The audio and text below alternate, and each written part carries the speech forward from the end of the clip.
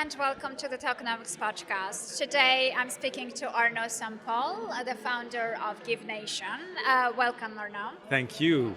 Thank you for having me. So it's I have already told, I really love projects based on blockchain who have also social impact and have some purpose behind it. And I think your project is one of those. So before we get into the project, tell me, why blockchain? How did you get into this space? Why did you decide to have a project in this space? So 10 years ago, I decided to dedicate myself to social impact and dedicate my life to it, using technology to see how we can impact people.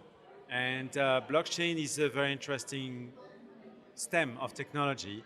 And it happens that with that, we can operate systemic change at the society level. And that was very interesting to me. How can I use money as a vehicle for positive change and changing behaviors? And that's why I got into blockchain and why Give Nation, which is the project we're going to talk about, was born. Okay, makes sense. So basically you were about the positive change first, and then you realized that the blockchain is the technology that is going to enable the implementation of the project, right? Exactly, because blockchain has several aspects that are very important to what we're looking to do, which is behavioral change at the society level. One is obviously the decentralization aspect. Yeah. Two, we're touching a very core of our society, which is money, and Yes. that's very interesting and very important. And three is the transparency aspect as well. So with these three legs, we can make huge changes at, in a community or at a country level or even worldwide. Yeah. That we couldn't do before. So we're very happy to be doing that now. Makes sense. So tell us a little bit more, what does Give Nation do? So Give Nation, it's a currency called Give that is only available for children up to 18 years old. And these children have the ability through the use of a gamified wallet to learn how to manage money, right, in a sustainable way, but more importantly, how to become philanthropists. So how a child can be altruistic, support charities, whether to plant trees, to collect plastics, to help an animal shelter, etc., and earn points related with the Sustainable Development Goals from the UN at the same time. And through that gamified wallet and marketplaces, they learn how to earn, to save money, to invest it, to give it to charities, to play, to educate themselves. So it's a whole environment, it's a whole economy in their school where they exchange this gift coin, which is a stable coin, very standard. But that standard stable coin is valued more on the altruism and the empathy and the compassion that the kid is having than the me, the greed, and so on. So we're creating an environment where all these beautiful values that we have in ourselves can be expressed. Okay, interesting. So basically, with a gamified method, they earn points. Points become a stable coin, and then they donate those coins to charity. Not exactly. causes? Yeah, my apologies. I made a few summaries. So what we do is we offer to parents to buy the gift coin in exchange of the pocket money allowance. That's the core value. And then on top of that, if a kid is donating to a charity, he will receive badges. So there's the gamification aspect coming up there. Okay, so it's a different set of tokens that are being made available, but more in the form of a recognition of within the community than an actual value. Okay, now it makes sense. So how does it work? They get different options of charity projects that they have Yes. to review and choose between. They basically every week they have, so the gamified wallet is an apple tree that has 5 roots: saving, investing, playing, education, and giving. And the giving root is about distributing that money that is there every week. They have to choose one project they are fond of, or several, up to them, and to give it their money or their time down the road to that campaign, right? So it could be a campaign planting trees in India, or buying a new kennel for dogs in the local funnel, or helping an orphanage. Why not, right? Buying computers for the kids or something like that. So they choose the project, they donate their gift coins to that project, and the foundation at the end of the month translates that money into fiat money and distributes it to the charity. Makes sense. What about the educational side of it? You said financial education for the kids. So what kind of education is that? So there is a first layer of education through the use of the wallet, which is designed to help the child to understand that it's better to save money, it's also good to give money, and so on. And then there's another layer, it's a education marketplace will roll out early next year, where children can watch for videos that are related to specific topics like financial literacy, or health, or hygiene, or any topic really that is important to for them to be educated on. And if we do have a sponsor, they can answer questions. If they answer correctly, they receive coins. That incentivize them to go through that process, right? Okay, you mentioned that the blockchain is the suitable technology to trigger the behavioral change in the society. Yes. So how do you envision that? Like, so it's again, it's multi-layer. One aspect is obviously to orchestrate in a very unbiased way the exchanges within the community. So, for instance, if a kid can deliver chores to their parents, it will be handled via a smart contract so that everything is set up in the right way.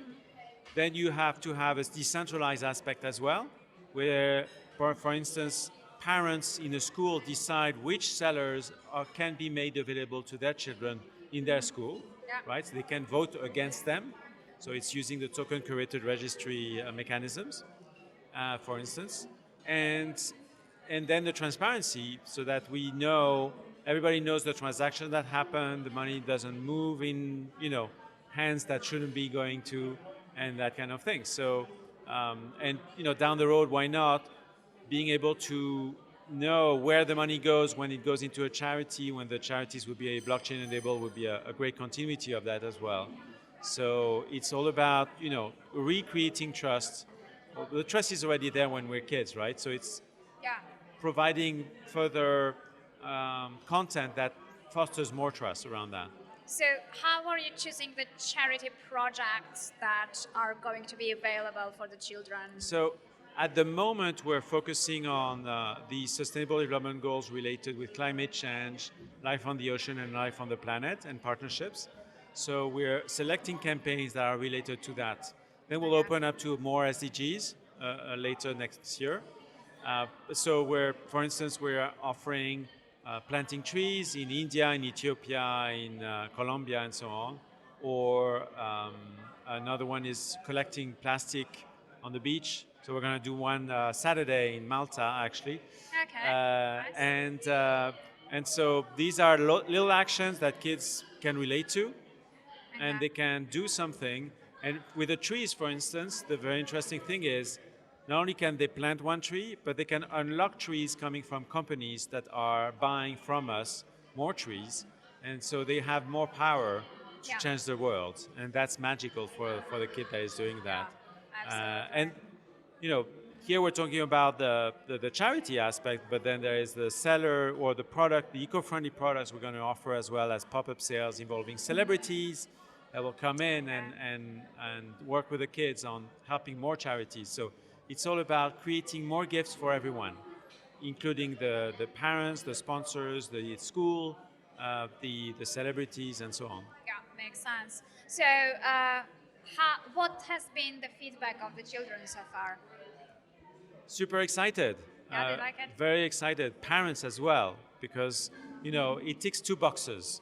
One, having their kids helping others. I mean, no parents could say no to that. Yeah. And second, taking care of the financial literacy issue, because problem is that the baby boomers were the last generation teaching to their children how to manage money. The next generation hasn't done it. Schools do not do it either. So nobody is doing it. So we're getting into a big mess, more so as cryptocurrency comes in. where there will be a lot more variety of currencies and whatnot. We dearly need that, and we see it today with the devs coming with the students and all that. I mean, it's a big, big mess. So we're here to change that. So at scale, we expect to be able to be very efficient in teaching to kids the basics of financial education and sustainable financial education, so that there is more saving, less debts, and at the same time more happiness and a better life, right? And when we say kids, what age group are So we talking about? we're focusing on 5 to 18. 5 to 18, That's our range. Our main focus is going to be 5 to 11, but we're not there yet. We'll get there. At the moment, we're more focusing on the teenagers, which are very mobilized on the climate change issue. So we want to help them as well doing things around that. And then we'll go down into the age range down the road.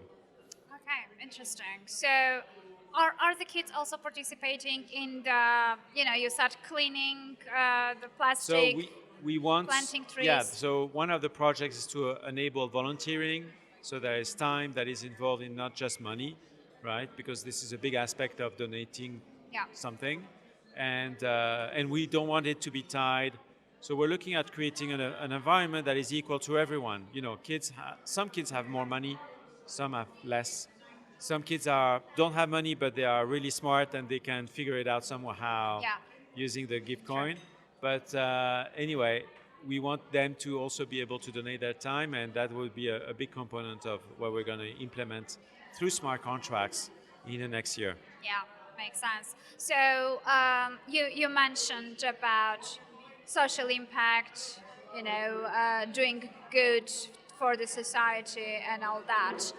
In that sphere, not all projects are using tech behind it, let alone blockchain. So how hard it was, how steep was the learning curve, and how hard it was to get into this space from the technological perspective? I mean, for us to use blockchain is not a problem. I'm from the tech world since the last decade, so it's not an issue at all. For the blockchain world to understand what we're about, that has been another subject. Okay. Right? What was the challenge there? The challenge there is that probably because we're very much focused on helping children, which is not necessarily, people in the blockchain world do not necessarily have children. They are still a bit young related to that.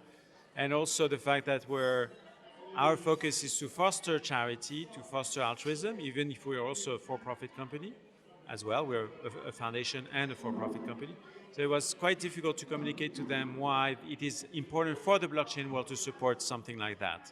Okay. Because we're probably the best vehicle in the world to have mass market accept blockchain. I mean, bar none project that I know so far, even Bitcoin. Because the thing is, we're touching a very, very important point in people's lives. Yeah. And we're using blockchain to make it so. And we're using cryptocurrency to make it work, yes. But they don't necessarily need to know it at first, right? Of course, they first need to use it, and that's what's happening today.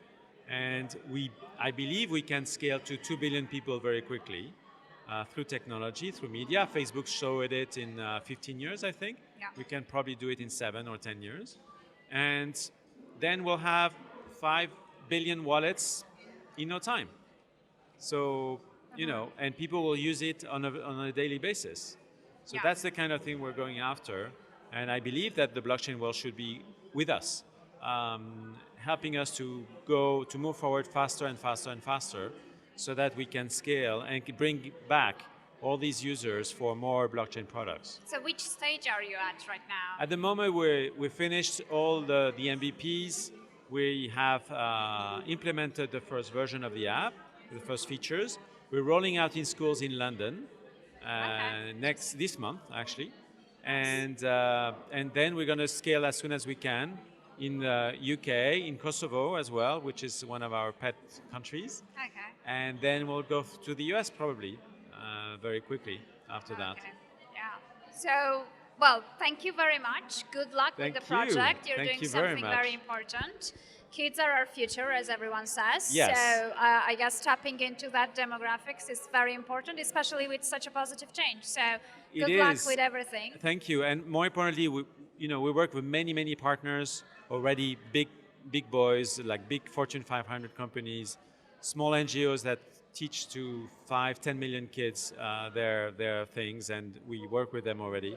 And we would like to see as many blockchain partners as we can, so that we can push together. And again, if you are out there and you're listening, please do come to us to help support us in one way or another, whether it's through donation, whether contribution, whether investing, because this way we're going to make it happen very, very fast. Okay. Thank you very much. Thank Thanks a you. lot. Bye.